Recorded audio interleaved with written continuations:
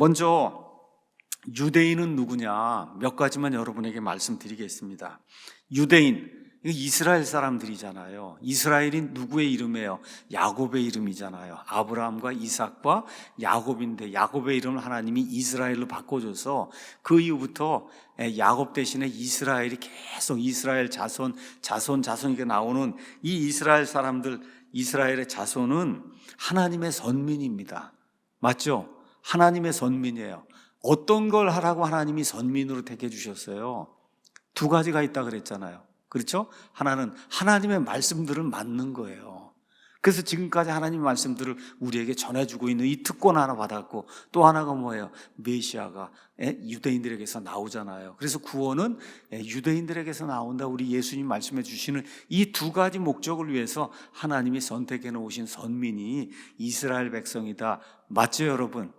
예, 첫 번째 맞습니다. 자, 그 다음에 이제 하나님은 이 이스라엘 백성이 메시아 통치하에서 영화로운 왕국을 누릴 것을 한두 번이 아니라 수백 번 약속을 하셨어요.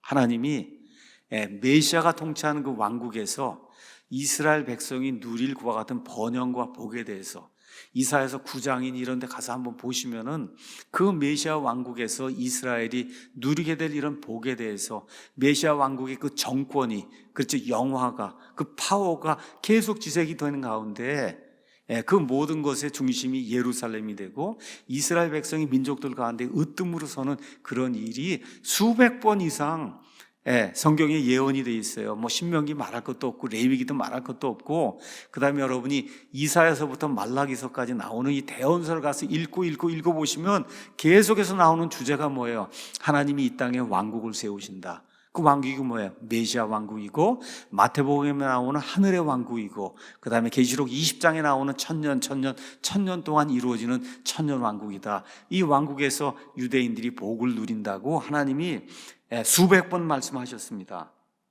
자, 그런데 어떤 일이 생겼냐?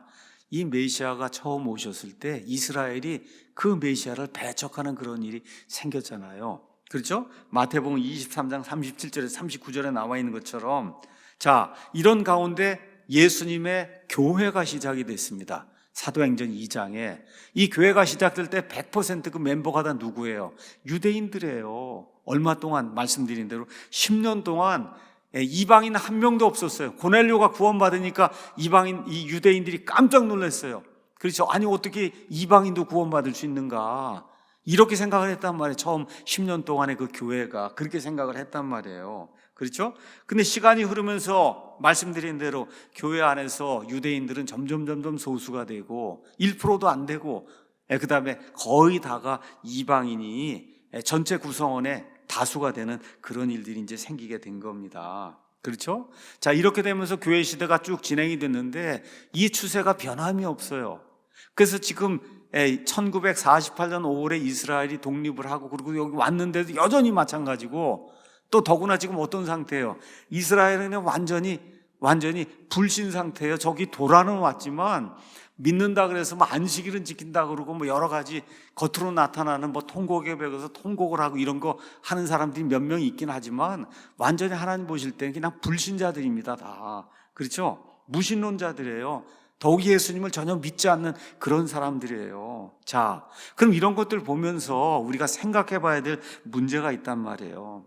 하나님이 그렇게 수백 번 동안 이렇게 구약 성경에 기록해 놓은 그 왕국은 도대체 어떻게 되는 거냐? 그렇죠? 왕국. 예수님도 그랬잖아요. 너희가 주의 이름으로 오시는 이여 하고 나를 부를 때까지는 다시는 나를 보지 못한다. 그럼 예수님 말씀하신 것처럼 유대인들이 회개하고 그리고 돌아와서 예수님을 맞아 드릴 때 왕국이 이루어진다, 그 얘기잖아요.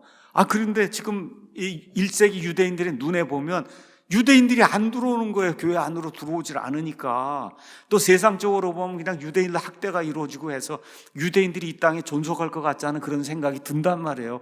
그러면 이게 어떻게 되는 거냐? 하나님이 이스라엘에게 약속하신 그 수많은 왕국의 약속은 어떻게 되는 겁니까? 그렇죠? 유대인들에게 하나님이 주시겠다고 했던 저 팔레스타인 땅, 그렇죠? 사도 바울의 이제 이 기록 이후에 몇 년 지나서 예루살렘이 완전히 다 초토화되고, 그 다음에 유대 땅에 살고 있는 사람 다 팔레스타인 땅에서 추방을 당하잖아요. 그렇죠? 이렇게 되면 아브라함에게 영원히 주시겠다는 이런 땅이니 뭐 에스겔의 천년왕국 성전이 이런 모든 것들이 다 이 안에 기록이 돼 있는데 이게 도대체 어떻게 되냐 그 얘기입니다. 1세기 유대인들이 입장이 돼서 여러분 한번 생각을 해보세요. 특별히 어떤 사람들, 교회 안에 들어와 있는 유대인들, 구원받은 유대인들의 입장에 생각해 보면 이게 너무나 당연할 거 아니에요. 이게 도대체 어떻게 되는 겁니까? 그렇죠? 그리고 이 사람들이 생각할 거 아니야. 아니 왜 이 교회 시대에는 유대인들은 거의 다 교회 프로그램에서 다 빠지고 이방인들만 교회에 남게 됩니까? 이게 도대체 무슨 이유입니까? 이거에 대해서 유대인들이 의문을 가지고 사도 바울이나 누구에게 물어보지 않겠어요. 그렇죠? 예. 그러면 이스라엘이 완전히 끝이 났느냐? 이렇게 물어볼 거 아닙니까? 이스라엘이 완전히 끝이 났느냐? 지금식으로 또 이야기하면 그럼 1948년 5월에 이스라엘이 저기 돌아왔는데 저 이스라엘은 무슨 이스라엘이냐? 이 칼빈주의자들은 저기 돌아온 것도 인정을 하지 않아요. 천주교인들도 인정하지 않아요. 저 이스라엘은 이 성경 구약 성경에 나온 이스라엘이 아니라고 믿어요. 저거 돌아온 거 아무것도 아니다. 성경 예언하고 아무 상관이 없다. 저게 상관이 있다고 이야기하면 어떻게 돼요? 칼빈주의 신학이 다 무너져 내리는 거예요. 무너져 내려요. 그러니까 그건 인정을 할 수가 없는 거거든요. 자, 그러면 마지막으로는 그 유대인들이 이렇게 보이질 않는데 교회도 안 보이고 세상에서도 이렇게 탄압을 받고 이러는데 그러면 이스라엘이 여전히 하나님의 계획 속에 아직도 남아있는 거냐? 가물가물하게 다 꺼져가는 것 같은데 그래도 이들을 향해서 하나님이 가지고 계신 계획이 있는 거냐? 그렇죠? 제가 말씀드린 대로 1세기 사도 바울과 같이 살던 시대에 교회에 들어온 그 유대인들이 이런 문제를 제기할 수밖에 없잖아요. 너무나 당연하지 않겠어요? 저와 여러분이 유대인이라고 한번 생각해 봐요. 교회 갔는데 유대인은 몇 명 없고 처음엔 100% 유대인에서 시작해서 예수님도 유대인이고 모든 제자들도 유대인이고 그렇죠. 성경 말씀 기록해 준 사람 다 유대인이고 유대인으로 다 시작을 했고 이 모든 복이 아브라함의 복이 돼서 시작도 아브라함이고 다 이런데 지금 와서 보니까 유대인은 거의 없단 말이에요. 그렇죠? 이렇게 되니까 이런 문제가 생길 수밖에 없어요. 이게 도대체 어떻게 된 겁니까? 자, 그럼 이 사람들이 뭐라고 이야기하겠어요? 그럼 바울이 전한 이 복음이 진짜인가 가짜인가 거기에 퀘스천 마크를 갖지 않겠어요? 그가 전하는 그 예수님이 진짜 메시아냐 아니냐. 근데 저와 여러분이 기억하듯이 진짜 메시아를 전하는 거예요, 사도 바울이. 자, 그러면 왜 왕국이 이루어지지 않냔 말이에요. 그렇죠. 진짜 메시아를 전하는데 왜 왕국이 이루어지지 않느냐. 유대인들은 왜 이렇게 핍박을 당하고 세상 사람들 가운데서 거의 사라지는 이와 같은 상태에 빠지게 되느냐. 구약 성경에 나와 있는 그 수많은 약속들은 왜 이루어지지 않느냐. 지금 이런 거에 대해서 유대인들이 질문을 할 수밖에 없잖아요. 그 질문에 대해서 로마서 9장에서 11장이 우리에게 답을 주는 거예요. 그러니까 유대인들의 지금 현 상태나 이런 거에 대해서 누가 물으면은 저와 여러분이 어디를 보여주면 돼요? 로마서 9장, 10장, 11장을 보여주시면 되는 거예요. 유대인을 향한 하나님의 계획이 여기 들어있다 하고 저와 여러분이 보여주면 되는 겁니다. 만일 로마서 9장, 10장, 11장이 기록되지 않았다면 하나님께서 이스라엘에 대한 모든 계획을 포기하셨는지 교회가 이스라엘을 계승했는지 하나님께서 아브라함과 이삭과 야곱에게 하신 약속이 문자적인 약속이 아니라 그저 상징적인 것인지 이런 걸 알 수가 없는 거예요. 이게 없으면은 그렇죠? 그러니까 하나님께서 로마서의 말씀을 주시면서 사도 바울에게 영감을 주셔서 그렇죠. 원래는 8장에서 12장을 그냥 넘어가도 되는데 아니다. 9장, 10장, 11장을 내가 기록하라는 대로 기록을 해라. 이게 현 시대, 그 당시 시대 유대인들뿐만 아니라 예수님 재림할 때까지 이 땅에 남아있는 모든 사람들에게 유대인들을 향한 내 계획이 무엇인가를 보여주는 것이니 이거를 필로다, 연필로 해서 펜으로 해서 이걸 기록을 하라고 하나님이 말씀하신 거예요. 그래서 9장, 10장, 11장은 신약시대에 살고 있는 사람들에게 우리 모두에게 하나님께서 이스라엘을 버리지 않으셨다. 그렇죠? 또 하나님께서 그들의 조상들에게 약속하신 구약성경의 약속들도 하나도 폐기된 게 없다. 이스라엘은 결국 맨 마지막에 7년 환란기 끝에 예수님 재림하실 때 이스라엘이 스가랴서 12장 13장에 기록이 된 것처럼 하나님이 은혜의 이와 같은 샘을 그들에게 부어서 그들의 눈을 뜨게 해주면은 그렇죠?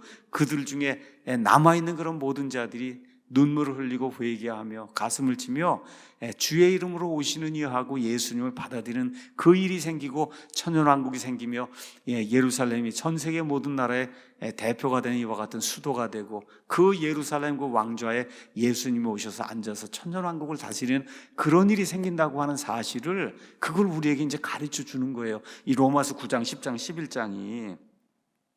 가톨릭 교회나 아니면 장로교회, 개혁교회 이런 데는 이스라엘에 미래가 없다고 주장을 하고 있어요. 이스라엘엔 미래가 없다.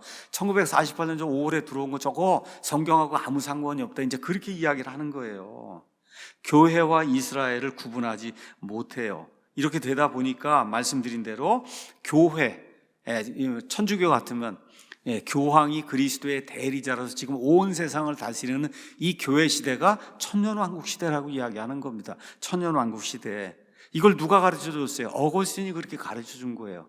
그 가르쳐 준 그 이론을 그대로 칼빈이 가져다가 제네바에서 그와 같은 왕국, 신정정치하는 그런 왕국을 세우려고 노력을 했던 거예요.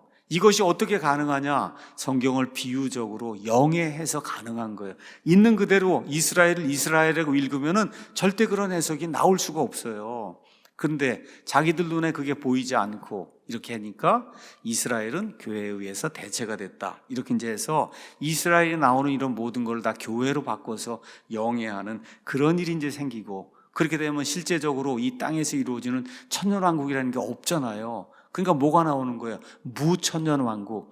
천년왕국은 없다고 하는 아밀레니얼리즘이라고 하는 비성경적인 교리가 이제 나오게 되는 거예요.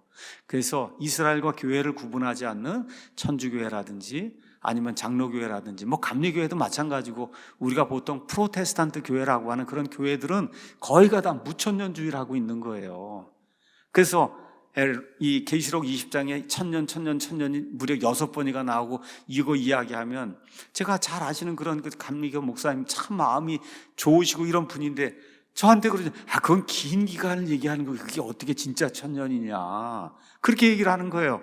아니 그럼 천년이 끝난 다음에 마귀가, 천년이 엑스파이어, 만기가 된 다음에 마귀가 잠시 풀려난다 그러지 않습니까? 그럼 그거 언제 풀려나는 겁니까? 말을 못하죠. 그렇죠? 말을 못해요. 왜 그러냐? 신학교에서 그렇게 배우는 건 그 긴 기간이지, 이건 진짜 천년이 아니다. 이게 이제 세뇌가 돼 있으니까 그렇게 마음이 좋고 그런 분이라도 그렇게 믿는 거예요. 그렇게 교인들도 그렇게 가르치고, 제가 가서 이렇게 이야기하면 그거 절대 아니라고 고개를 설레설레 흔들고, 제가 이렇게 질문하면 대답은 못 하시고, 이런 일이 이제 발생을 하게 되는 겁니다. 이게. 자, 그래서 이런 주장을 가지고는 구약 성경에 나오는 수많은 예언들을 성취할 수가 없어요. 그럼 하나님이 거짓말하신 거잖아요. 구약 성경에 이사야서부터 시작해서 나오는 그 천년왕국이 이루어지게 되는 그 일이 거기에 핵심인데, 그 일이 이루어지지 않고 그냥 영적으로 이 교회 시대에 이렇게 비유적으로 이루어진다고 하면 그건 하나님이 거짓말하시는 거잖아요. 이런 하나님을, 거짓말하는 하나님으로 만들면 안 된다. 우리 생각을 바꿔야지 하나님을 거짓말쟁이로 만들면 안 된다는 거예요. 그래서 로마서 9장에서 11장이 이런 문제들에 대한 해답을 우리에게 이제 명백하게 이제 주는 겁니다. 자, 그래서 현 시대를 살아가는 유대인들, 교회 시대를 살아가는 유대인들에 대한 하나님의 계획은 뭐냐? 이들도 주 예수 그리스도를 믿어야만 구원받는다는 거예요. 유대인들의 특징이 뭐냐? 무조건적인 선택을 믿는 거예요. 아브라함을 선택해서 하나님이 우리를 구원해 줬기 때문에 우리는 칼빈주의자들과 똑같은 거예요. 우리 유대인들이, 우리는 아브라함의 후손이기 때문에 무조건적으로 선택받아 구원받는다, 이걸 이야기하는 거예요. 근데 사도 바울이 뭐라 그래요? 여기 로마서 10장도 가서 읽어보시면 뭐라 그래요? 믿어야 구원받지, 아브라함의 자손이라 그래서 무조건 선택받아서 구원받는 일은 성경에 없다, 그 분명하게 이야기하고 있는 겁니다. 자, 그러면 현 시대가 끝나고 맨 마지막에 7년 환란기가 되면서 7년 환란기 맨 끝에 미래의 그 유대인들 가운데 남은 자들이 있단 말이에요. 이 남은 자들에 대한 하나님의 계획은 뭐냐? 그것은 예수님이 이 땅에 오실 때, 그렇죠? 이 하나님의 계획이 이루어진다는 거예요. 어떻게 돼요? 그들이 마태복음 23장 끝에 있는 것처럼 주의 이름으로 오시는 분이요 하고 그분을, 자기들이 찌른 그분을 맞아들인단 말이죠. 스가랴서 12장, 13장, 14장에 있는 것처럼 이렇게 되면서 영화로운 천년왕국이 그들을 통해서 이 땅에 이루어지는 그 일이 있다. 이게 지금 로마서 끝부분이 우리에게 11장 28절 그 끝부분이 우리에게 이제 이야기를 해주고 있는 겁니다.